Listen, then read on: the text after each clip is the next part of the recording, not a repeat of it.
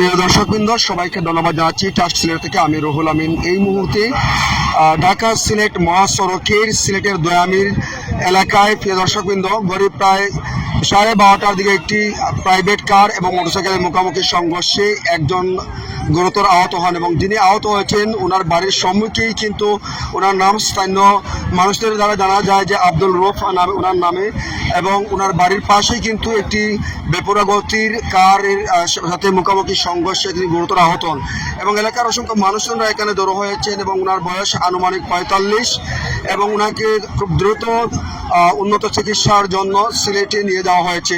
আসলে দেখতে পাচ্ছেন সেই ভয়াবহ সংঘর্ষটি আসলে বেপরোয়া গতির কার এবং মোটরসাইকেলের মুখোমুখি সংঘর্ষে ওনার বাড়ির পাশেই আব্দুল রৌফ নামে তিনি গুরুতর আহত হয়েছেন প্রিয় দর্শকবৃন্দ, এবং এলাকার স্থানীয় অসংখ্য মানুষজন এখানে আসছেন।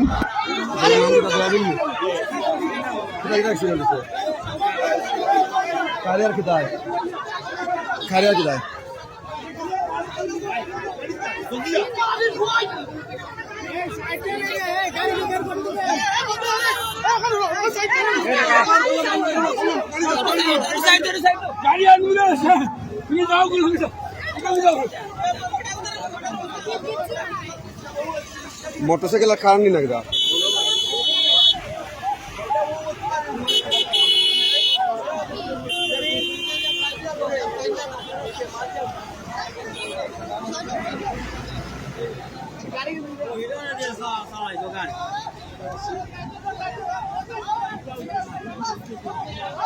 প্রিয় দর্শকবৃন্দ, এই মুহূর্তে দয়ামির আসলে আমরা দেখতে পাচ্ছি আসলে এখানে একটি প্রাইভেট কার এবং মোটরসাইকেল মুখোমুখি সংঘর্ষে একজন অবস্থা খুবই গুরুতর। তাকে দ্রুত আমরা দেখতে পাচ্ছি সিলেট হাসপাতালে নিয়ে যাওয়া হচ্ছে। আল্লাহ পাককে যেন ওনাকে নেক হায়াত দান করে প্রিয় দর্শকবৃন্দ, এবং সেই মানুষটাকে যেন আল্লাহ পাককে নেক হায়াত দান করে আসলে এমনটাই দোয়া করি প্রিয় দর্শকবৃন্দ।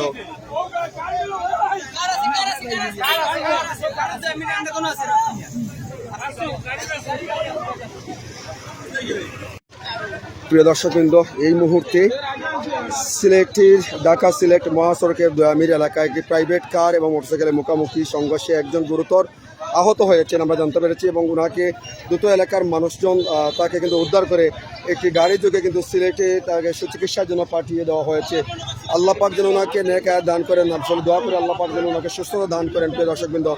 এবং আপনারা জানেন ইতিমধ্যেই যে দয়ামির বাজারে ঠিক প্রায় 200 মিটার উত্তর প্রান্তে কিন্তু এই দুর্ঘটনাটি ঘটে। একটি প্রাইভেট কারের সাথে কিন্তু মোটরসাইকেলে কিন্তু সংঘর্ষ হয় প্রিয় দর্শকবৃন্দ।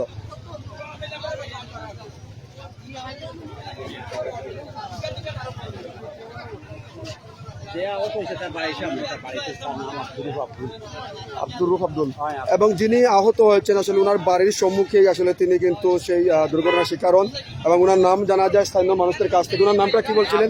আব্দুল। আসলে ওনার বাড়ির পাশে কি দুর্ঘটনা ঘটেছে কিনা? বাড়ির সামনে বাড়ির পাশে।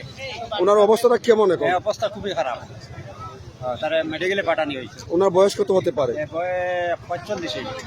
তো প্রিয় দর্শকবৃন্দ, শুনছিলেন যে আব্দুল রৌফ নামে কিন্তু আসলে ওনার বাড়ির পাশেই কিন্তু আসলে এই দুর্ঘটনার শিকার হন। তিনি একটি প্রাইভেট কারের এবং মোটরসাইকেলের মুখোমুখি সংঘর্ষে কিন্তু আহত হন এমনটাই, এবং ওনার অবস্থা অনেকটা আশঙ্কাজনক এবং এলাকার স্থানীয় মানুষ যারা রয়েছেন তারা এমনটা বলছিলেন।